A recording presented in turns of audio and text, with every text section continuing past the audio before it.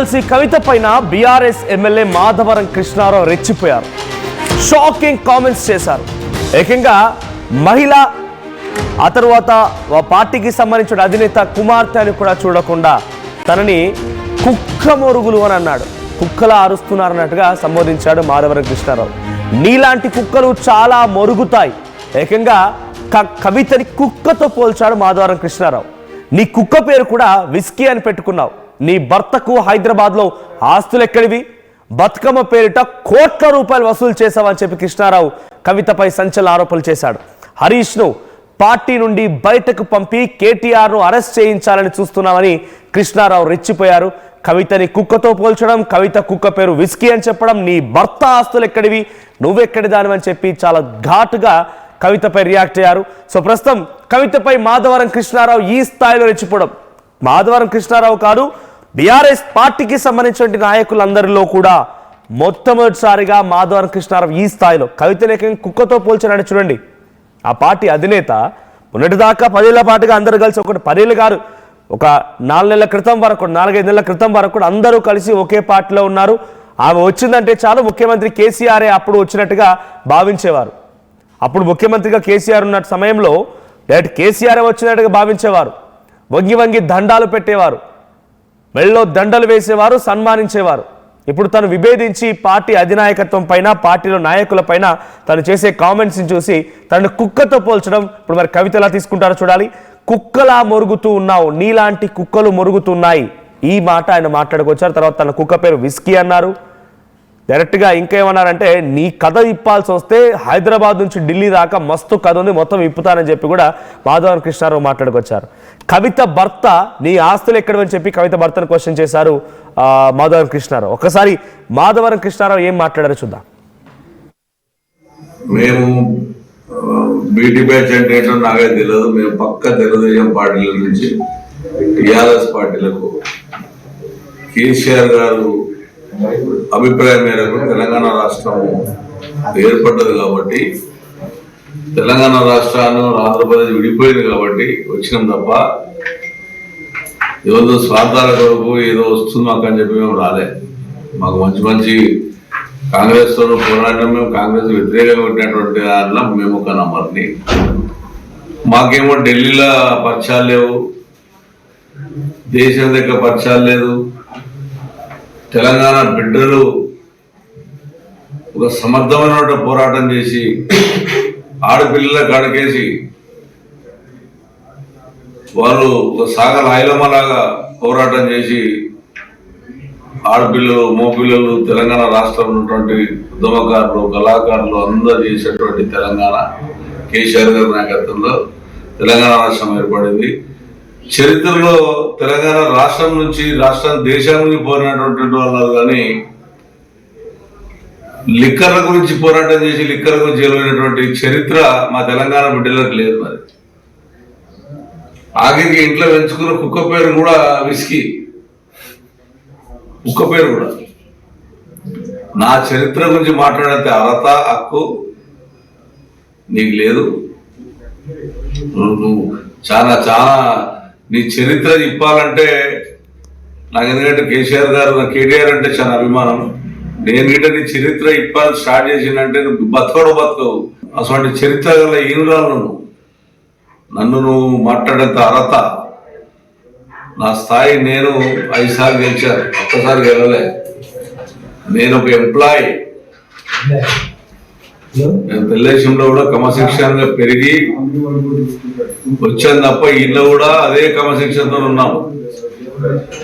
ఉండి కూడా మాకు ఈ రోజు వరకు కూడా తెలుగుదేశం పార్టీ మీద ఉన్నటువంటి నాయకుల మీద కానీ, ఎన్టీ రామారావు మీద కానీ, చంద్రబాబు మీద కానీ, రాజశేఖర రెడ్డి కాంగ్రెస్ ఉన్నప్పుడు కూడా అభిమానిస్తున్నటువంటి వ్యక్తులలో మేము అందరం. నీ ఇష్టం వచ్చినట్టు ఎమ్మెల్యేలు వచ్చి ఒక ఎమ్మెల్యేల గౌరవాన్ని, ఎమ్మెల్యేలకు ఉన్నటువంటి హక్కులను ఇష్టం మాట్లాడుకుంటూ బ్లాక్మెయిల్ చేసుకుంటూ కోట్లాది రూపాయలు సంపాదిస్తున్నటువంటి దొంగ దోసాన్ని ఎవరు ఉన్నారంటే అది నువ్వే. ఈ స్థాయిలో కవిత పార్టీని, అటు హరీష్ రావుని, కేటీఆర్ని, కేసీఆర్ని విభేదించి బయటికి వచ్చి ఇన్ని మాటలు మాట్లాడినా కూడా మాధవరం కృష్ణారావు లాగా ఎవ్వరూ కూడా ఈ స్థాయిలో కవితపై ఆగ్రహం వెలగక్కలేదు. అసలు నీ స్థాయే కాదని చెప్పి కవితను కొట్టిపారేస్తున్నారు. నీ స్థాయి కానే కాదు. నేను 5 సార్లు ఎమ్మెల్యే గెలిచిన, నా గురించి మాట్లాడేటువంటి మాట్లాడినవి. తెలంగాణ రాష్ట్రంలో మహిళలు చాకలి ఐలమ్మలాగా వీరత్వంతో పోరాడిన వాళ్ళు ఉన్నారు, కానీ నీ లెక్క లిక్కర్ కోసం పోరాడిన వాళ్ళు ఎవరు లేరు. ఇది మాధవరం కృష్ణారావు కవితను ఉద్దేశించి మాట్లాడిన మాట. ఆఖరికి నీ కుక్క పేరు కూడా విస్కీ అని పెట్టుకున్నావు కదా. ఇది మాధవరం కృష్ణారావు క్వశ్చన్ చేస్తున్నారు. బ్లాక్మెయిల్ చేసి డబ్బులు సంపాదిస్తున్నావు అంటున్నారు. నేను నీ చరిత్ర తవ్వడం మొదలు పెడితే నీ అంతటి చరిత్రహీనురాలు ఎవరూ లేరు. నేను చరిత్ర తవ్వడం మొదలు పెడితే అసలు నువ్వు ఉండవన్నట్టుగా ఆయన మాట్లాడుతున్నారు. కేటీఆర్ని అరెస్ట్ చేయించి హరీష్ రావుని పార్టీ నుంచి తరిమేయడమే నీ లక్ష్యం. ఇది కవిత పైన మాధవరం కృష్ణారావు చేసిన కామెంట్స్.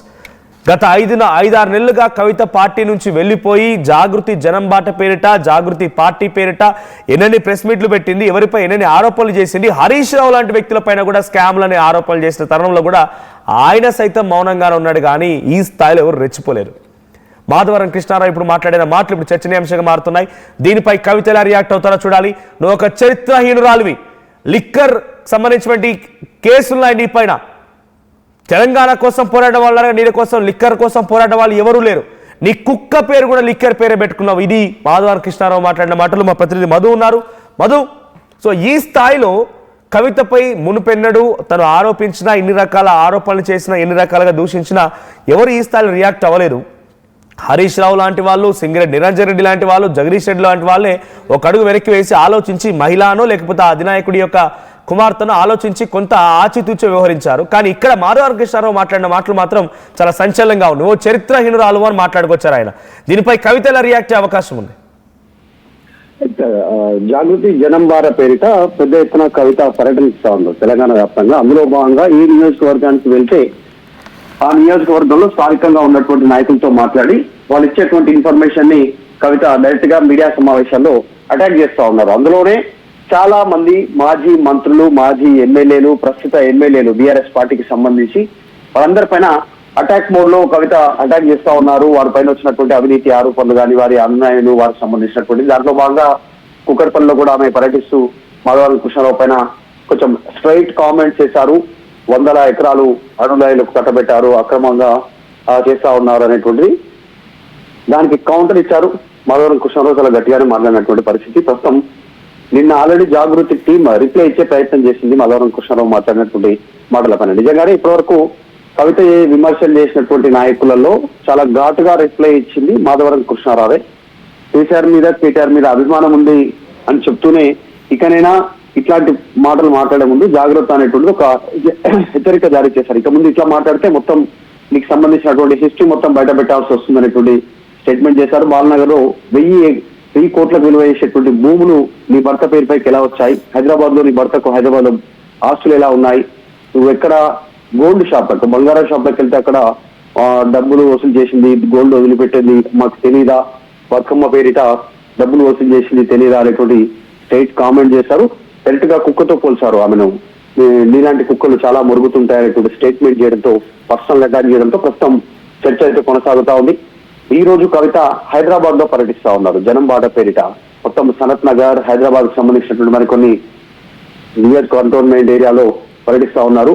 ఆయాకు సంబంధించినటువంటి ఎమ్మెల్యేల పైన, మాజీ మంత్రుల పైన కూడా కవిత కామెంట్ చేసే అవకాశం ఉంది. కంటోన్మెంట్ ఒకటి, తర్వాత ప్రస్తుతం సనత్ నగర్ లో మాజీ మంత్రి తలసాని శ్రీనివాస్ యాదవ్ ఉన్నారు. ఆయన పైన కూడా కవిత కామెంట్ చేసేటువంటి అవకాశం ఉన్నటువంటి చర్చ ప్రస్తుతం కొనసాగుతుంది. కాకపోతే కవిత ఎవరిని వదిలిపెట్టట్లేదు. గత ప్రభుత్వంలో పనిచేసినటువంటి, సొంత ప్రభుత్వంలో ఉన్నప్పటికీ ఆమె గతంలో బీఆర్ఎస్ లోనే ఉన్నప్పటికీ కూడా దానికి క్లారిటీ ఇస్తూ ముందుకు పోతా ఉన్నారు. నేను అక్కడ ఉన్నాను, నేను మాట్లాడలేకపోయాను అప్పుడు, అందుకే ఇప్పుడు మాట్లాడుతున్నానంటూ కవిత స్ట్రైట్ అటాక్ డైరెక్ట్ గా మాజీ మంత్రులు కానీ, మాజీ ఎమ్మెల్యేలు కానీ, ప్రస్తుత ఎమ్మెల్యేలు కానీ, కాంగ్రెస్ అధికార పార్టీకి సంబంధించినటువంటి వాళ్ళు ఎవరు అటాక్ చేస్తూ ముందుకు పోతా ఉంది. సో ఆమె పూర్తి స్థాయిలో ఫ్యూచర్ లో గజ్వేల్ తర్వాత సిరిసిల్ల సంబంధించినటువంటి నియోజకవర్గాల్లో ఏం మాట్లాడనున్నారు అనేటువంటి చర్చ కూడా ప్రస్తుతం పొలిటికల్ సర్కిల్ లో కొనసాగుతుంది. అంటే ఈ స్థాయిలో మాధవరం కృష్ణారావు మాట్లాడుకొచ్చారనంటే ఆయన ఆగ్రహం తర్వాత ఆయన వెనక ఇంకేం డైరెక్షన్ ఉండే అవకాశం ఉందా? అంటే డైరెక్ట్గా ఆ కుటుంబం నుంచో, ఆయా అగ్రనాయకుల నుంచో కాకుండా కింది స్థాయి నాయకులు, ఎమ్మెల్యేల స్థాయిలో నుంచి